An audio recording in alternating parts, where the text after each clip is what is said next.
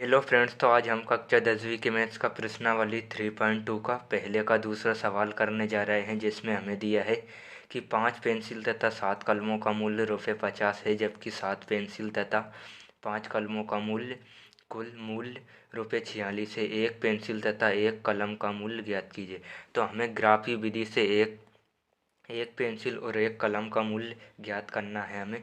हमारे ये जो दो कंडीशन दी हुई है हमें, तो हमारे दो समीकरण बनेंगे। फिर हम उनको एक्स वाई के जो मान निकलेंगे उनको हम ग्राफ पे दर्शाएंगे।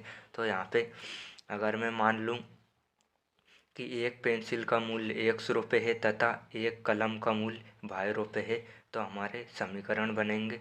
तो मैं क्योंकि हम दो चर वाले रैखिक समीकरण युग्म पढ़ रहे हैं, तो हमें एक चर एक्स मानना पड़ेगी और दूसरा चर वाई मानना पड़ेगी। तो पेंसिल का मूल्य मैं ₹100 मान लेता हूँ, एक पेंसिल का मूल्य, और एक कलम का मूल्य मैं ₹22 मान लेता हूँ। तो यहाँ पे हम लिखेंगे माना। ये काफ़ी इम्पोर्टेंट सवाल है, 4 नंबर में पूछा जा सकता है एग्ज़ाम में। ग्राफी विधि से अगर एग्ज़ाम में आएगा तो आपको ग्राफ पे दर्शाने के लिए ग्राफ पेपर दिया जाएगा। और ये कक्षा 10वीं के मैथ्स का सबसे महत्वपूर्ण चैप्टर है ये, क्योंकि 7 नंबर के आने वाले हैं इसमें से, और बाकी सब चैप्टर में से कम नंबर के आएंगे। तो आपको ये चैप्टर बहुत ही ध्यान से समझना है। एक 4 नंबर का सवाल आएगा इसमें से, और एक 2 नंबर का, और एक ओटी आएगी। तो ये बहुत ही महत्वपूर्ण चैप्टर है। तो हम यहाँ लिख लेते हैं माना कि एक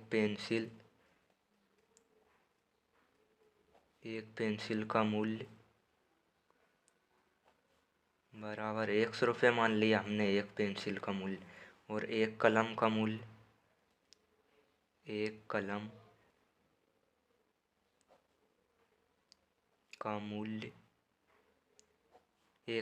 मूल्य हमने ये ₹22 मान लिया। तो प्रश्न में क्या दिया है हमें? 5 पेंसिल।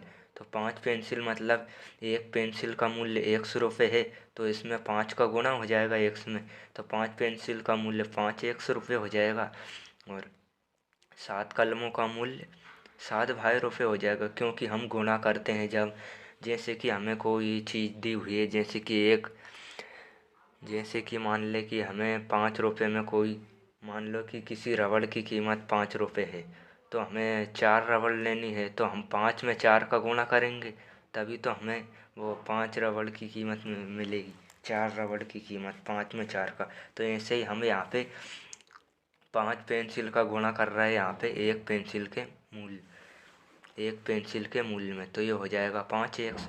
और ऐसे ही यहाँ पे 7 का गुणा करेंगे यहाँ पे भाई में, तो ये हो जाएगा 7 भाई 7 कलमों का मूल्य।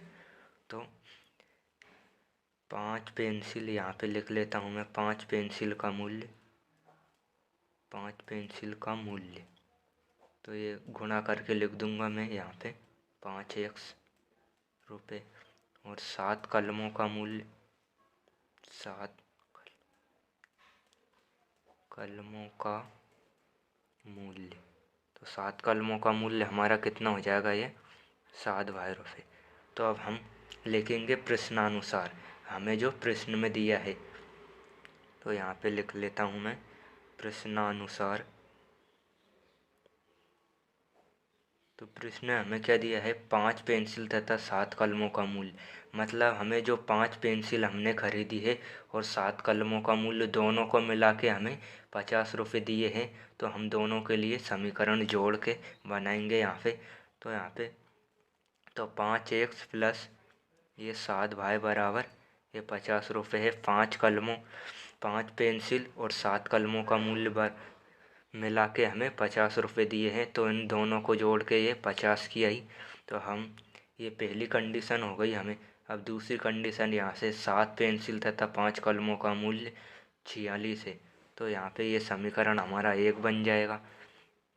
अब दूसरा समीकरण बनाएंगे हमें, तो यहाँ पे 7 पेंसिल मतलब 7x प्लस 5 कलम मतलब 5 भाई बराबर ये 46, ये हमारा दूसरा समीकरण बन गया है। हमें दोनों समीकरण से एक्स और वाई के मान निकालने हैं और उनको ग्राफ पे दर्शाना है। तो हमारे एक्स और वाई के जो मान निकलेंगे वो हमारी एक्स का मान जो निकलेगा वो एक्स एक पेंसिल का मूल्य हो जाएगा, और वाई का जो मान निकलेगा वो एक कलम का मूल्य हो जाएगा। तो इन्हें हमें पहले हम एक्स वाई के मान निकालेंगे, फिर इनको ग्राफ पे दर्शाएंगे। तो चलिए हम एक्स और वाई के मान निकालते हैं।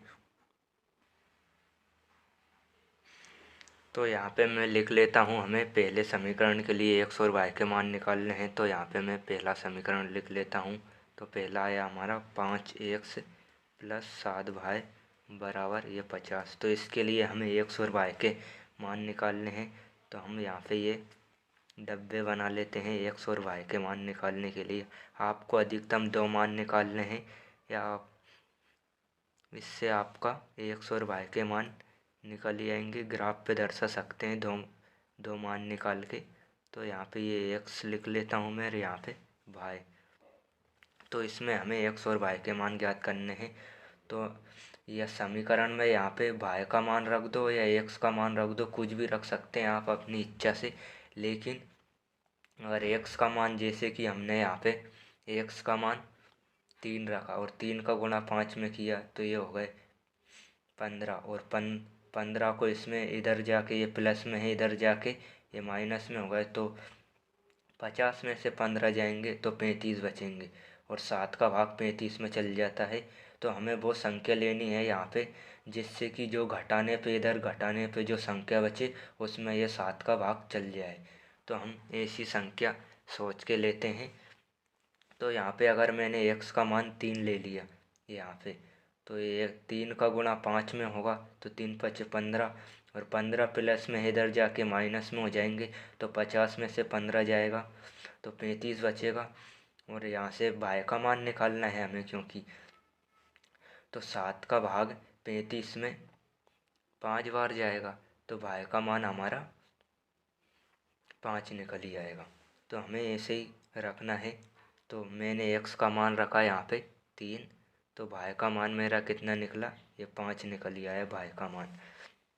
ऐसे ही यहाँ पे अगर मैं एक्स का मान आप माइनस में और प्लस में दोनों में रख सकते हैं। अगर मैंने एक्स का मान -4 रख दिया यहाँ पे, तो -4 का गुणा 5 में होगा, तो ये हो जाएगा 4 × 5 = 20, और माइनस का चिन्ह रहेगा तो माइनस के 20, ये माइनस की 20 इधर जाके प्लस में हो जाएंगे।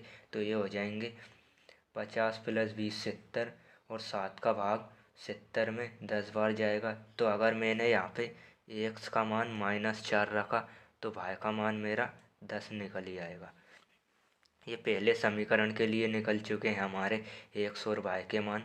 इनको ग्राफ पे दर्शाएंगे, लेकिन उससे पहले हम दूसरे समीकरण के लिए भी एक्स और वाई के मान निकाल लेते हैं। तो दूसरा समीकरण था हमारा 7x + 5y बराबर 46। आप यहाँ पे एक्स वाई की जगह पे और कुछ भी रख सकते हैं अपनी सुविधा अनुसार। तो मैंने यहाँ पे ये दूसरा समीकरण उतार लिया है। तो यहाँ पे फिर ऐसे ही बनाएंगे हम डब्बे।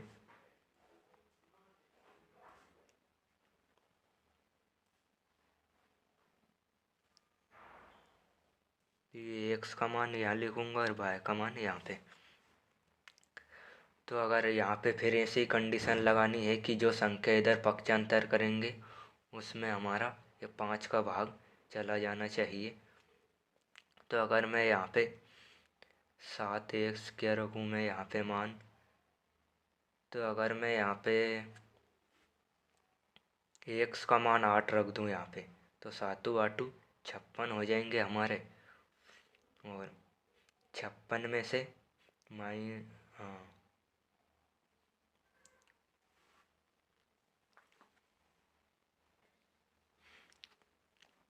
तो अगर मैंने यहाँ पे एक्स का मान 8 रख दिया तो 7 × 8 = 56 हो जाएंगे यहाँ पे। और 56 का पक्षांतर इधर करूँगा तो ये माइनस के 56 हो जाएंगे। तो 56 में से 46 जाएंगे तो 20 बचेंगे माइनस के। और 5 का भाग दूंगा मैं 20 में, तो ये जाएगा 4 बार, ये 2 बार चला जाएगा यहाँ पे 5 का भाग। नहीं, अगर मैं यहाँ 56 46, हाँ 56 में से अगर 46 जाएंगे तो यहाँ पे 10 बचेंगे। और 5 का भाग में -10 बचेंगे और 5 का भाग मैं -10 में दूंगा तो यहाँ पे आ जाएंगे -2। तो x का मान मैंने रखा यहाँ पे 8 और y का मान कितना आ जाएगा हमारा, ये -2 आ जाएगा। हमें ऐसी संख्या लेनी है यहाँ पे x का मान, जिससे कि इधर पक्षांतर करेंगे हम तो ये 5 का भाग चला जाना चाहिए उसमें। जैसे कि मैंने 8 रखा यहाँ पे तो ये 56 हो गया और 56 का इधर ट्रांसफ़र किया मैंने तो -56 आ जाएंगे इधर, और 56 में 46 जाएंगे तो -10 और 5 का भाग -10 में चला जाता है। तो ऐसी संख्या रखनी है हमें। अगर यहाँ पे मान लो मैंने आपको कुछ भी सोच के मन से रखनी है यहाँ पे ये संख्या अपने इच्छा अनुसार। अगर मैंने यहाँ पे x का मान 3 रख दिया मैंने यहाँ पे, तो 21 और 21 में से ये 46 जाएंगे तो यहाँ पे 25 बच जाएगा और 5 का भाग 25 में 5 बार चला जाएगा। तो यहाँ पे मैंने x का मान रखा 3 रख दिया मैंने यहाँ पे x का मान, तो ये होगा 21। 21 प्लस में इधर जाके माइनस में हो जाएंगे तो 46 में से 21 जाएंगे तो 25 बच जाएंगे। और भाई का मान निकालने के लिए 5 का भाग मैं यहाँ पे दूंगा 25 में, तो ये 5 बार जाएगा इसमें। तो हमारे ये दोनों x और y के मान हमारे निकल चुके हैं। तो अब हम क्या करेंगे, इनको हम ग्राफ पे दर्शाएंगे। तो इसके लिए आपके पास एक ग्राफ पेपर होना चाहिए। अगर ये सवाल एग्ज़ाम में आता है तो आपको परीक्षा में ग्राफ पेपर दिया जाएगा। तो ये ग्राफ से हमें x और y के मान निकालने होंगे। तो यहाँ पे हम पहले समीकरण के लिए x और y के मान ये ग्राफ पे दर्शाएंगे। तो इसके लिए आपको एक ग्राफ से ऐसे यहाँ पे हमें अधिकतम संख्या हमारी y से 10 तक है। दोनों समीकरणों में 10 से बड़ा हमारा x और y का मान कुछ भी नहीं आया है। तो यहाँ पे हम 10 तक ये ग्राफ पे लाइन खींचेंगे, 10 नंबर तक हम बनाएंगे। आप दो दो के अंतराल से बना सकते हैं, जैसे कि 2 यहाँ पे ले लिया, फिर 4, फिर 6, फिर 8, फिर 10, ऐसे भी ले सकते हैं हम दो दो के अंतराल से लेंगे। तो यहाँ पे मैं बना दूँगा, ये हमारा भाई अक्ष हो जाएगा ये हमारा, और ये हमारा एक्स और वाई दोनों अक्ष बनाने हैं हमें। तो ये हमारा ये एक्स अक्ष हो जाएगा हमारा, और ये प्लस में और माइनस में दोनों लेने हैं। तो ये ऊपर वाले ये प्लस में है, ये प्लस में, और ये नीचे वाला वाई का मान ये माइनस में हो जाएगा हमारा, और ये इधर वाला एक्स का मान माइनस में हो जाएगा। हमें ऐसे ही बनाना है बिल्कुल ग्राफ में।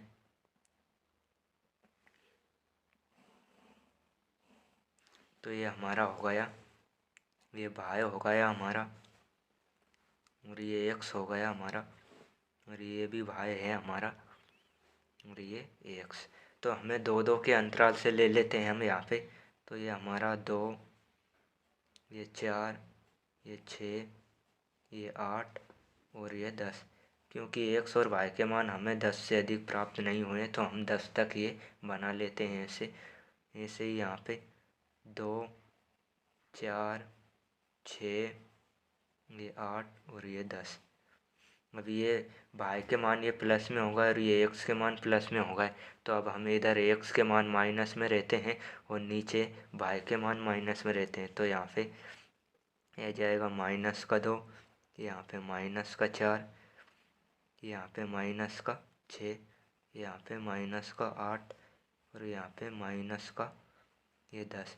हमें बिल्कुल ये डब्बे की बिल्कुल लाइन से ही खींचनी है, जैसे कि ये डब्बा हमें चौकोर रूप में दिया है, तभी हमारी सही आएगा। हमारा जो एक्स और वाई के मान निकलेंगे वो सही आएंगे। इसलिए हमने ग्राफ पेपर पे बनाया ताकि हमें ये बिल्कुल सेम दूरी मिल सके। ये इसके बीच की दूरी और इसके बीच की दूरी बिल्कुल सेम है, इसके बीच की और इसके बीच की दूरी बिल्कुल सेम है। तो आपको ये डब्बे के हिसाब से ही बनाना है। अब यहाँ पे भाई के मान लिखूँगा मैं। तो यहाँ पे -2, -4, ये -6, -8 और ये -10 हमारे। तो हम पहले समीकरण के लिए लिखेंगे। तो x का मान 3 लूँगा मैं x पर। तो ये हमारा x अक्ष है, इस पर 3 लूँगा, मतलब ये 2 है और ये 4 है, तो इसके बीच में हमें 3 मिलेगा यहाँ पे। तो यहाँ से लूँगा मैं ये 3। तो एक अक्ष पे मैंने 3 ले लिया और बाएँ पे कितना लेना है मुझे, तो बाएँ पे लेना है, ये बाएँ अक्ष है हमारा। तो बाएँ पे ये 5, ये 4 है और ये 6, तो इसके बीच में हमें 5 मिल जाएगा यहाँ पे। तो यहाँ पे मैं यहाँ से बिल्कुल सीध में लाइन 3 तक खींचूँगा यहाँ पे। ये यहाँ पे बनेगा पॉइंट, ये 3 तक ये सीधी जाएगी यहाँ पे और ये 5 की ये सीधी, तो हम ये पॉइंट बना लेंगे यहाँ पे। तो ये कितना बनेगा हमारा, तो हमें अक्ष लिखने हैं यहाँ पे। तो एक्स पे 3 है और बाय पे 5, तो ये पॉइंट एक्स अक्ष पे 3 लिया और बाय अक्ष पे 5 लिया, इससे बना ये पॉइंट। तो यहाँ पे मैं लिख लेता हूँ यहाँ पे, पहले एक्स का मान लिखना होती है हमें। तो एक्स का है 3 और वाई का 5, तो ये 3 एक्स अक्ष पे 3 लिए और वाई पे 5 लिए, इससे ये पॉइंट बना, तो मैंने यहाँ लिख लिया। अब दूसरा पॉइंट बनाएंगे हम यहाँ पे, इसके लिए बना ये अभी। तो अब एक्स का मान हमने -4 लेना है हमें और वाई का मान ये 10 लेना है। तो एक्स पर -4 ये हमारा कहाँ पे मिलेगा, तो ये हमारा -4 है, ये यहाँ पे मिलेगा। और वाई का मान हमें कितना लेना है, वाई का मान हमें +10 लेना है। तो यहाँ पे ये -4 यहाँ पे और वाई का मान ये +10, तो ये पॉइंट यहाँ पे बनेगा हमारा। तो ये पॉइंट यहाँ पे हमारा, तो किसके लिए बना, एक्स का मान -4 लिया, तो यहाँ पे मैं लिख देता हूँ एक्स का मान -4 और वाई का मान 10। पहले हम एक्स का मान लिखते हैं, उसके बाद वाई का हमेशा। तो ये पॉइंट बना लिया हमने। तो ये हमारे क्या बन गया, ये हमारे पहले समीकरण के लिए बन गया ये हमारा पॉइंट। अब क्या करेंगे हम, जो दूसरा समीकरण है उसके लिए 2 पॉइंट अलग से बनाएंगे। तो इसको पहले मैं मिला देता हूँ, इन दोनों पॉइंटों को हम मिला देंगे एक लाइन से बिल्कुल सीध में स्केल से। तो यहाँ पे मैंने ये दोनों पॉइंटों को मिला दिया है लंबी लाइन से, ये दोनों पॉइंटों को। अब क्या करेंगे, हमारे ये पहले समीकरण के लिए बना है ये हमारा। अब क्या करेंगे, हम दूसरे समीकरण के लिए बनाएंगे। तो दूसरा समीकरण में यहाँ पे ये निकाल लेता हूँ अभी।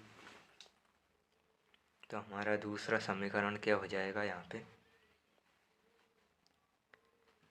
ये हमारा दूसरा समीकरण है, इसके लिए ये।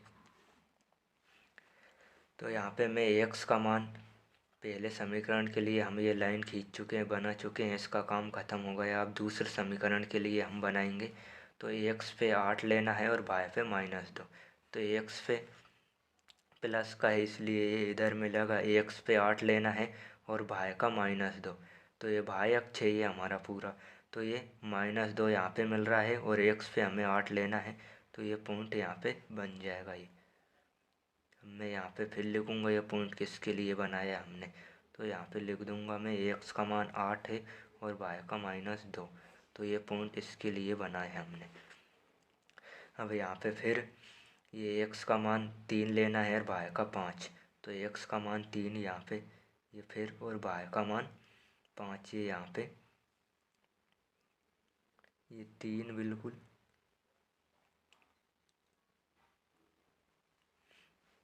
एक्स का मान मैंने यहाँ पे ये 3 लूँगा मैं यहाँ पे, ये 3 यहाँ पे आ रहा है और वाई का मान हमारा 5।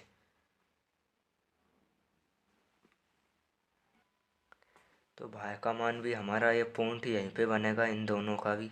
तो इसके लिए ये यहाँ पे, तो ये लिख देता हूँ मैं 3 और 5। एक्स का मान 3 है और वाई का मान 5, ये पॉइंट इस पे ही बन गया है। पहले के लिए जो बना था वो पॉइंट दोनों सेम जगह पे मिल रहे हैं, इसलिए मैं यहाँ पे इन दोनों पॉइंट को फिर मिला दूँगा मैं यहाँ पे, जैसे कि इन दोनों को मिलाया था। एक पॉइंट ही है, एक पॉइंट ही है, ऐसे ही इसके लिए एक पॉइंट ये था और एक पॉइंट ही है, तो इन दोनों को मैं फिर स्केल से मिला दूँगा।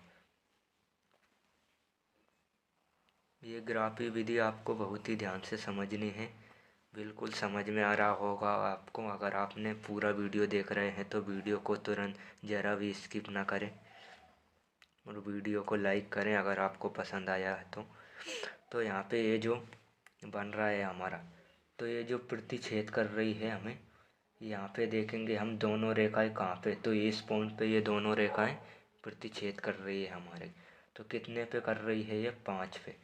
ये पॉइंट 5 है, ये बाह्य अक्ष पे ये 5 नंबर के सीध में छेद कर रही है, और ये एक अक्ष पे ये 3 नंबर के यहाँ पे प्रतिच्छेद कर रही है। तो क्या हो जाएगा हमारा,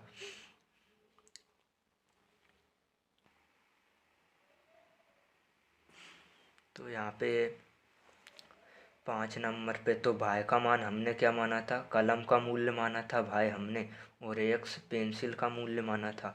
तो ये एक अक्ष मतलब ये हमारा पेंसिल का मूल्य, तो यहाँ पे ये 3 नंबर पे है, तो एक पेंसिल का मूल्य हमारा कितना हो जाएगा, 3 रुपये हो जाएगा हमारा। और इसके बाद यहाँ पे ये भाई 5 नंबर पे है, तो एक कलम का मूल्य हमारा 5 रुपये हो जाएगा। तो इस प्रकार ग्राफी विधि से हम बहुत ही आसानी से एक्स और वाई के मान मतलब कलम, पेंसिल और कलम के मान हमने ज्ञात कर लिए है। यहाँ पे आपको ये लाइन भी लिखनी है कि अतः एक पेंसिल का मूल्य 3 रुपये तथा एक कलम का मूल्य 5 रुपये है, क्योंकि हमें ये ज्ञात करना था कि एक कलम और एक पेंसिल का मूल्य कितना है। तो हमारा ये सवाल कंप्लीट हो चुका है। अगर आपको वीडियो पसंद आया है तो इसको लाइक, शेयर और सब्सक्राइब ज़रूर करें, और अगर चैनल पर पहली बार आए हैं तो बेल आइकन को ऑल पे सिलेक्ट कर लें, जिससे कि मेरी आने वाली वीडियो आपके पास जल्दी से जल्दी पहुंच जाए।